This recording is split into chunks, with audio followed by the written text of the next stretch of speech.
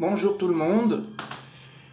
Donc une vidéo aujourd'hui sur une discipline que j'ai inventée par la force des choses. Donc je l'ai appelée bio-géo-métaphysique. On peut aussi l'appeler ultraphysique.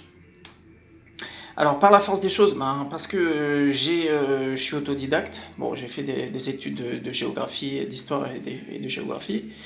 J'ai dû interrompre mes études parce que j'ai eu un enfant très jeune et donc j'ai dû travailler. Mais j'ai toujours étudié et cherché à comprendre, en tout cas c'était mon objectif, comment fonctionne l'univers, entre guillemets, l'univers, c'est-à-dire ce que j'ai appelé le système univers-vie.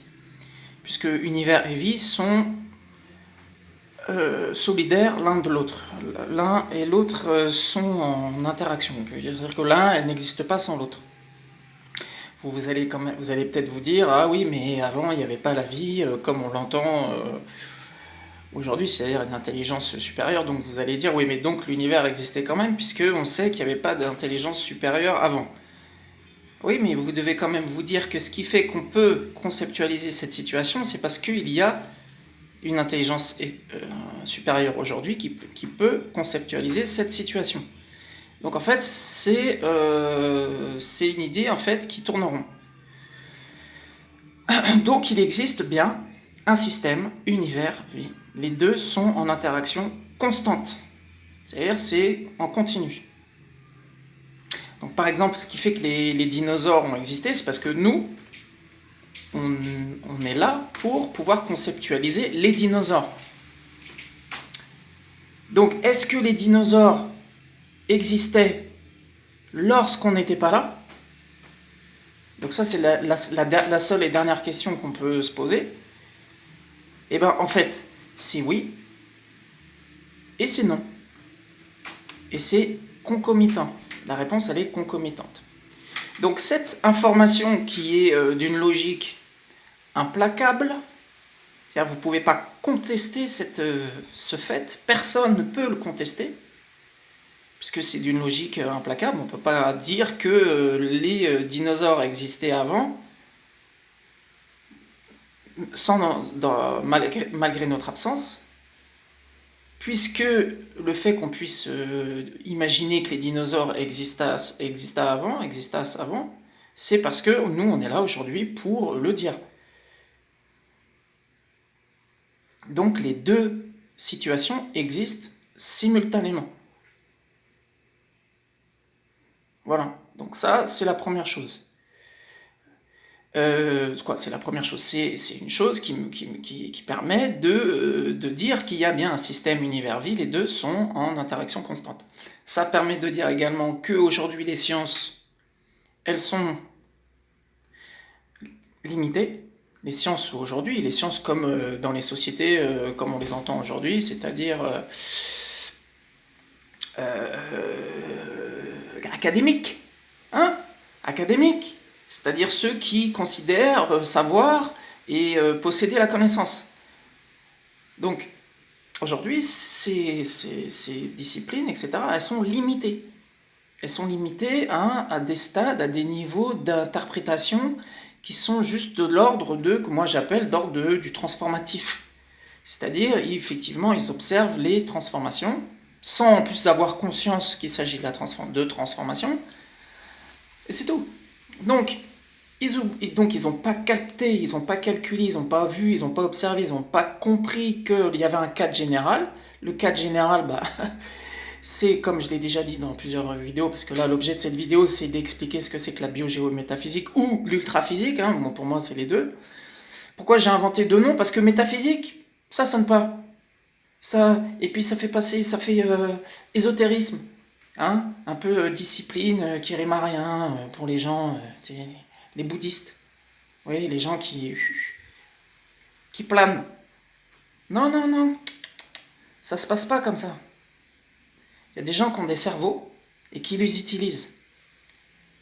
D'accord? Il y a même des gens des étudiants, des gens qui font des parcours universitaires ou qui même passent des thèses, etc. Et on les met au placard. Parce qu'ils ne rentrent pas dans les lignes, ils ne rentrent pas dans les codes actuels, ils remettent en question la pensée unique. Et ça se passe pas comme ça. Voilà. Il y a des gens qui ont des cerveaux et qui les utilisent parce que c'est comme ça, ils y peuvent rien. Donc, pour revenir, maintenant, on a fait un cadre général sur la situation actuelle de la science et de la recherche. Une espèce de nomenclatura de gens qui sont toujours en train de manger et boire la même soupe. Mais les mecs, quand je leur demande comment fonctionne l'univers, il n'y a rien. Oh, le Big Bang. Ouais, c'est le Big Bang. Mais on n'en a rien à faire de ton Big Bang. C'est quoi ton Big Bang? Explique-nous, c'est quoi exactement, s'il te plaît? Ah oui, c'est avant, il y a un truc, c'était ça, c'était un truc très très puissant, et puis tout d'un coup, pouf, il en a eu marre d'être tout petit, et puis il a explosé, et puis tout est sorti et tout, il y a eu plein de choses et tout, et puis pouf, on est là. Et grosso modo, ils vont raconter ça, les gens. Les scientifiques, les soi-disant scientifiques, quoi, le Big Bang, pouf, il y a un truc. Einstein, ouais, il y a un truc, il y a un moment. C'est en expansion. Ouh, ça gonfle. Ils ont rien compris, les mecs. Ils sont là plongés avec des œillères dans leur truc, machin. J'ai pas dit que c'était pas pertinent, qu'il n'y avait pas des choses pertinentes qui permettaient d'envoyer les hommes sur la Lune, ou de permettre de faire des calculs pour calculer des trajectoires, pour permettre d'envoyer des artefacts humains, humanoïdes, à tel endroit dans l'univers, du système solaire, pour faire des observations hautes sur Mars, sur la Lune, où on veut. Ça reste de l'application dans la maîtrise de ce qu'on peut appeler la TME générale. C'est de la maîtrise d'application. Voilà, les humains, ils ont calculé qu'il y avait de la gravité, ils ont calculé que pour s'extraire de la gravité, il fallait une poussée, il fallait développer une énergie, etc. On a compris que au-delà entre une certaine distance, au-delà de l'atmosphère terrestre, on était donc en orbite, donc on peut mettre des satellites et des objets qui vont tourner à une certaine distance, etc. en fonction de certains calculs. Voilà, ça c'est quoi? C'est de la maîtrise de la transformation de la matière et de l'énergie. Bon, on a calculé, ils ont calculé qu'il y avait des forces en jeu qui appartiennent à la TME générale. Mais ils ne savent pas que ça appartient à la TME générale. Ils disent c'est des lois.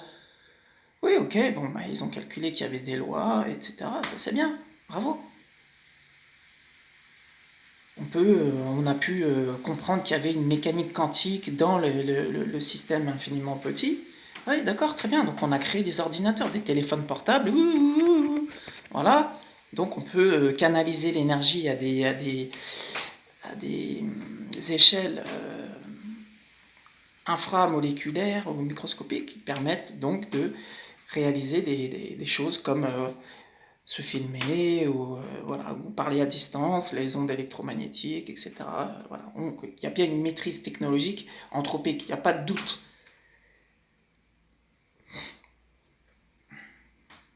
Mais aujourd'hui, la science, qui doit être dans une optique constante de remise en question, d'observation, de recherche, de curiosité, d'ouverture d'esprit, de progression,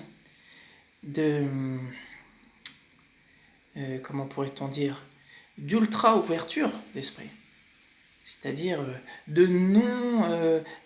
d'impartialité. Ben non, ça la bloque, parce que ces qualités-là, elles sont rarement mises en avant, elles sont rarement développées. On est dans des processus aujourd'hui, les scientifiques sont là pour faire de l'application, la plupart du temps, parce que c'est normal, on est dans une société de compétition. Les pays sont en compétition, on demande aux scientifiques de créer des systèmes, soit pour être les meilleurs, faire fabriquer les meilleurs téléphones, les meilleures voitures, les meilleures fusées, ou les meilleures armes. Et les financements alloués à la recherche fondamentale, bon, il y en a, mais c'est pas les sommes les plus importantes qui sont engagées, c'est pas dans la recherche fondamentale.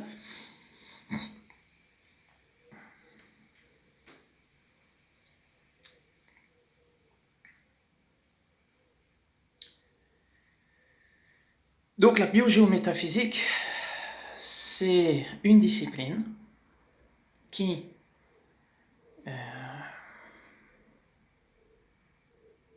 propose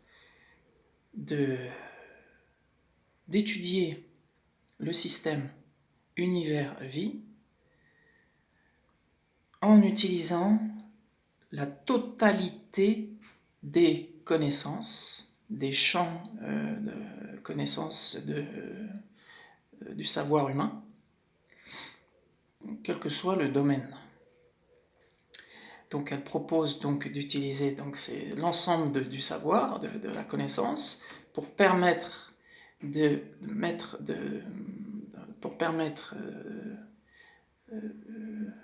proposer en retour des schémas, des théories, des modèles, des modélisations permettant de dire, d'expliquer sans contestation, sans aucun doute possible ou le moindre possible. Disons qu'il faut toujours en douter, donc ça c'est pas la question, mais en tout cas pour essayer définitivement de comprendre, de savoir comment fonctionne le système. C'est-à-dire, qu'est-ce qu'on fait là? Pourquoi on est ici? Pourquoi on existe? Voilà, la biogéométaphysique ou l'ultraphysique, que j'ai baptisé ainsi, donc ont pour mission, entre guillemets, de répondre à ces questions. C'est tout. Et pourquoi pas, et en même temps de savoir comment ça fonctionne. Parce qu'on peut, en détail, on peut trouver des grandes lignes, des axiomes, on appelle ça, voilà, on pense que ça peut être ça, comme ça, comme ça. Et puis à l'intérieur, il faut trouver les tissus, les procédés qui, effectivement, interagissent pour expliquer, qui s'intègrent dans ce schéma général. C'est comme quand vous regardez une télé, vous voyez, il y a un écran, etc. Vous dites, oui, il y a une télé, voilà, elle fonctionne d'électricité, etc. Mais si après on ouvre la télé, on voit dedans qu'il y a plusieurs choses qui font que cette télé existe et qu'elle fonctionne. Donc il y a plein d'éléments qu'on peut étudier, soit en externe, soit en interne, soit les deux en même temps. Voilà. L'objectif de la biogéométaphysique ou l'ultraphysique, c'est ça. Contrairement, par exemple, à la cosmologie, qui sont des disciplines, voilà, oui, les mecs, c'est des spécialistes, ils vont spécialiser dans ça, dans ça, dans ça, dans ça, dans ça, dans ça. Parce que les mecs, ils veulent des subventions, ils veulent des salaires, ils veulent des thunes. Donc ils se disent, dans l'histoire, il y a eu des disciplines qui historiquement ont un bagage, donc elles ont une certaine légitimité, voilà, parce qu'il y a eu des gens qui se sont dit astronomes, astrophysiciens, physiciens, mathématiciens, etc. Et tant mieux, il en faut, puisque comme je l'ai dit juste avant. Donc, mais ce sont des spécialistes.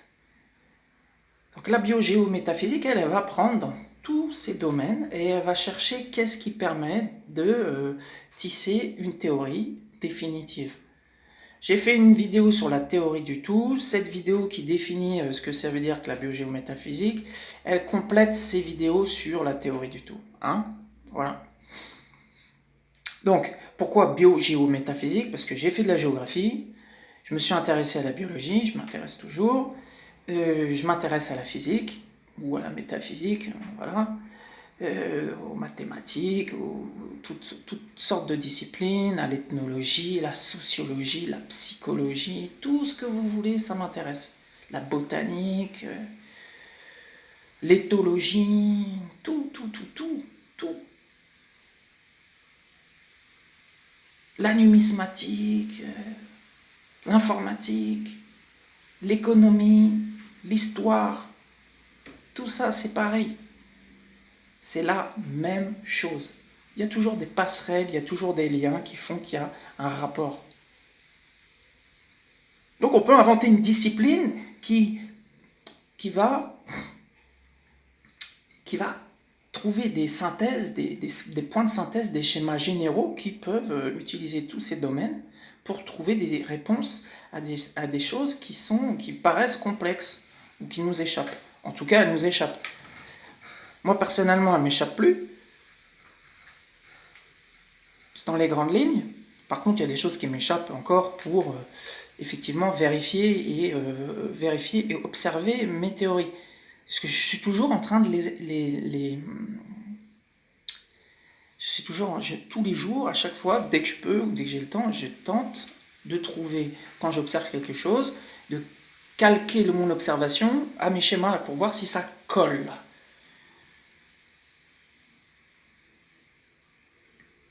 Donc la biogéométaphysique, parce que effectivement, on aurait pu dire, je sais pas, géochimie métaphysique ou tout ce qu'on veut, comme on a envie, mais bio, parce que la biologie, elle exprime à la fois la physique et la chimie. Hein, la biologie, les organismes, ah oui, mais les organismes, ils sont bien constitués de matières baryoniques, qui sont bien l'objet de l'étude de la physique. La biologie, la physique, c'est la même chose.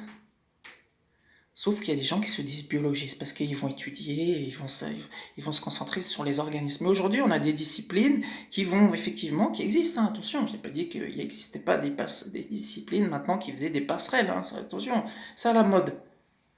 Donc, il y a des gens, par exemple, qui vont essayer de savoir comment fonctionne la mécanique quantique en termes de biologie, c'est-à-dire le cerveau, la mécanique quantique dans le cerveau, par exemple.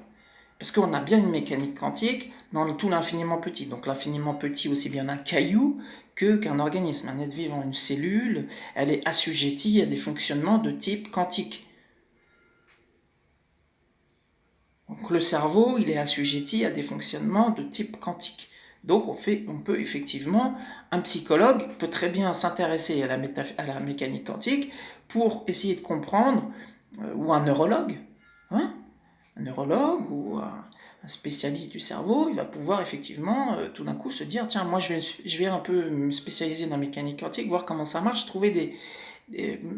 voir si la mécanique quantique peut m'aider à comprendre comment fonctionne le cerveau, donc l'humain, par exemple. Ça peut être inversement, ça peut être un spécialiste de la mécanique quantique qui va se pencher un peu sur la neurologie, tout ce qui concerne les organismes, pour trouver des ponts, pour essayer aussi peut-être d'avoir des réponses sur comment fonctionne la mécanique quantique à travers une autre discipline, un autre support d'observation. Hein? Voilà. Bon. Donc tout ça pour dire que j'ai initié donc un mouvement de travail que j'ai appelé la biogéométaphysique. Et ce mouvement, ouais, c'est un mouvement que j'initie. Donc il a pour objectif de comprendre comment fonctionnent les choses. Que ce soit dans un cerveau, les mécanismes ou l'univers. Puisque d'ailleurs les deux sont en interaction constante. L'univers, il est dans le cerveau humain. Et le cerveau humain se trouve dans l'univers. On est bien dans l'univers, entre guillemets, dans cet espace, entre guillemets, infini, dans cet espace un peu mystique, mais qui ne l'est pas. Il y a un cadre derrière et il faut le comprendre, il faut l'appréhender, il faut le vérifier. Donc voilà, la biogéométaphysique, je voulais faire cette vidéo pour vous expliquer pourquoi je me dis biogéométaphysicien ou ultraphysicien comme on a envie, comme on veut. En tout cas, quand on a une vision, quand on a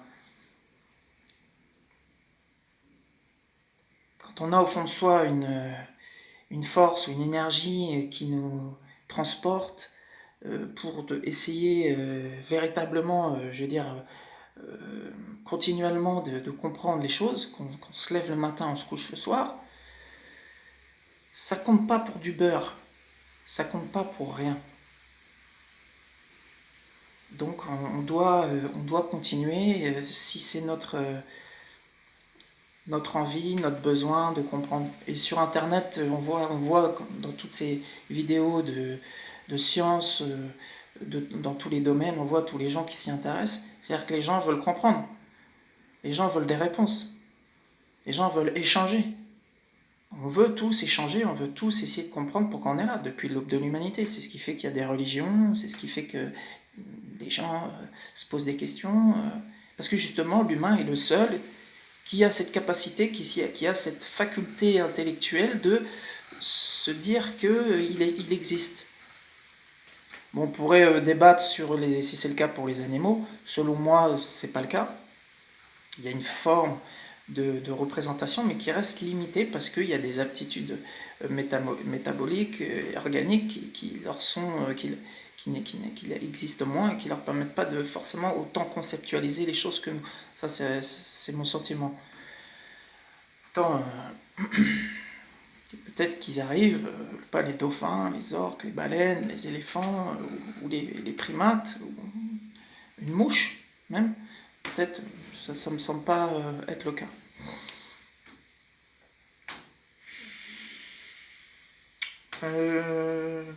Donc on a ce devoir de défendre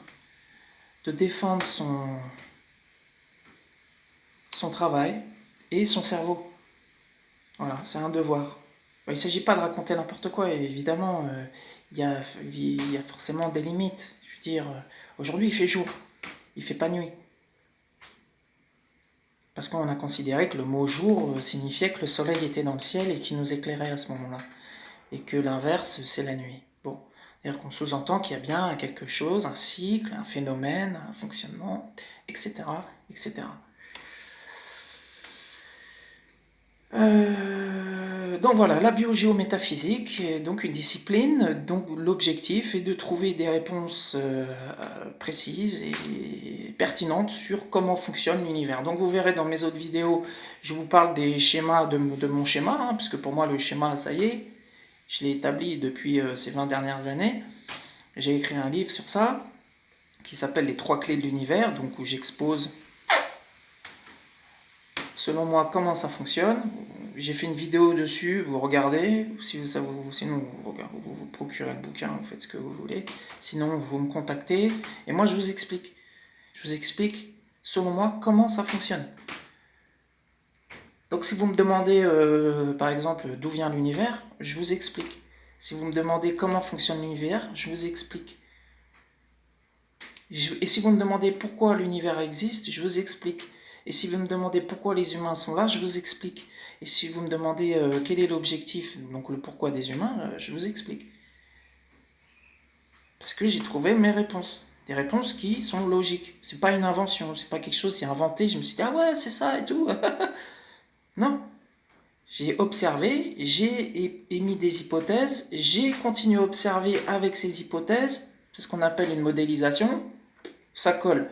Mais je ne vais pas dire que ça colle pas.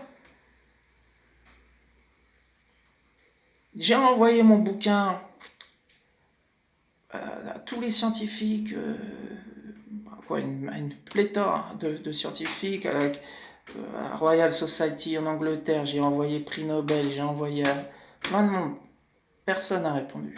Personne.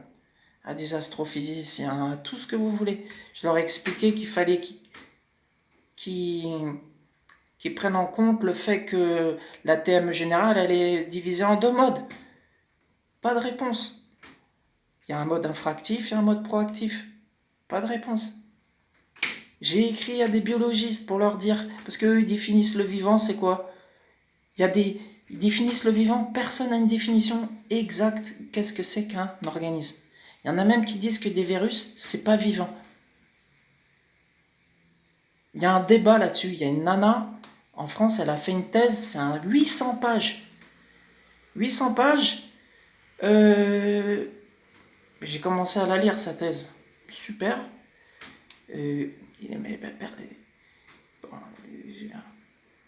Personne n'a calculé qu'est-ce qui faisait que quelque chose était vivant. Ils ont à peine effleuré, ils ont peut-être, à un moment donné, ils ont cru comprendre, voir, mais ils n'ont pas eu l'intuition. Qu'est-ce qui fait que quelque chose est vivant ? C'est pas qu'il peut s'accoupler. Parce qu'effectivement, un caillou ne peut pas s'accoupler. Le caillou, il ne fait pas des bébés cailloux. Hein ? Il n'a pas de gène, il n'a pas de génome. Pourtant, ce qui va définir la principale chose qui définit le vivant aujourd'hui, c'est le fait qu'un organisme peut se reproduire. Et ça coupe aussi bien un végétal, un virus, il va se reproduire, ou un organisme. En fait, c'est pas ça. Ça vient dans un second temps. La première chose qui fait qu'un organisme est vivant, c'est parce qu'il est doté d'un programme de transformation de la matière et de l'énergie augmenté. Un esprias. Donc dans un virus ou une bactérie, une cyanobactérie, c'est la chose qui fait que cet organisme va transformer de manière augmentée. Il va produire quelque chose. Et après, il se multiplie. Et d'ailleurs, le fait qu'il se multiplie est la marque d'une transformation augmentée. C'est ça qui définit le vivant. Donc un virus est vivant. Il n'y a pas de débat à avoir. Un virus, c'est un organisme vivant puisqu'il est doté d'un esprias. Il a un programme qui fait qu'il veut transformer la matière et l'énergie de manière sophistiquée, nouvelle. C'est quelque chose d'augmenté. C'est pas la gravité, par exemple. La gravité, elle ne fait rien d'augmenté. C'est toujours la même chose. Toujours un truc qui attire, une force, voilà, elle fait toujours pareil. Ça n'évolue pas. Le soleil, les étoiles qui produisent des photons, qui sont l'expression d'une transformation interne d'hélium en hydrogène et tutti quanti qui produisent de l'énergie, des photons, etc. C'est toujours la même chose. Il n'y a pas de transformation augmentée. C'est ce qu'on appelle la transformation infractive. C'est la plus puissante du système univers-vie. Il ne faut pas sortir de Polytechnique pour comprendre ça.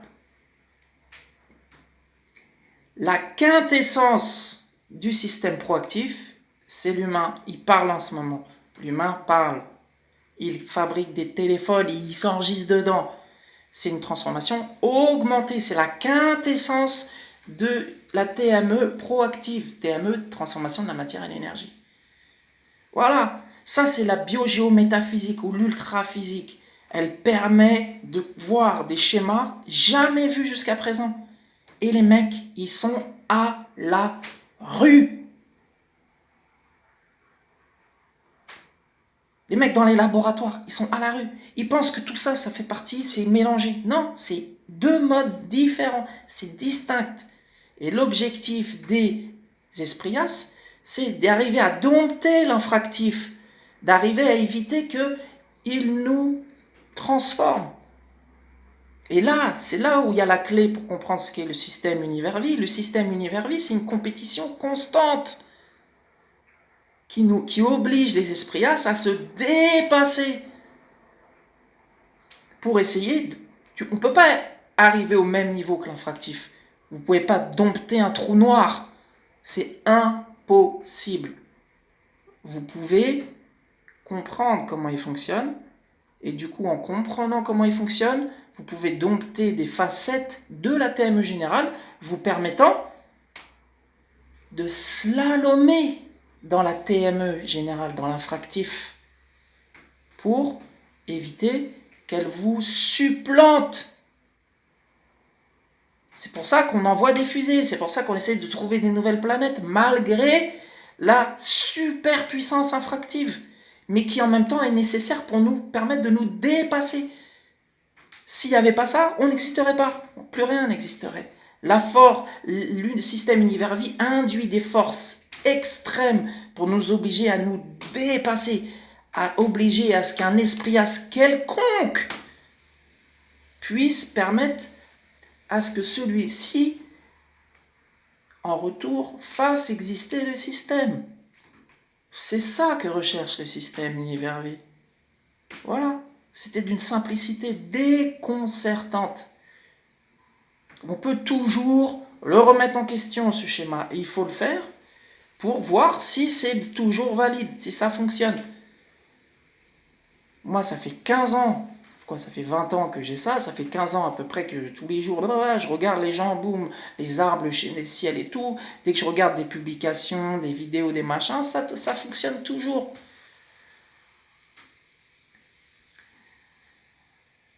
Donc si ce que je viens de vous dire, ça vous parle, vous m'écrivez, vous me dites, ouais, moi je pense ceci, moi je pense cela, ça m'intéresse.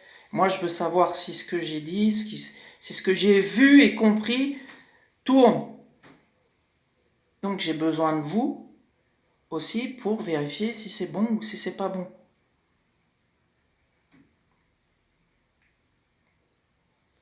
Et si pour vous ça tourne, et si c'est bon, bah il faut donc il faut même donc aller plus loin, il faut même aller le vérifier en termes mathématiques.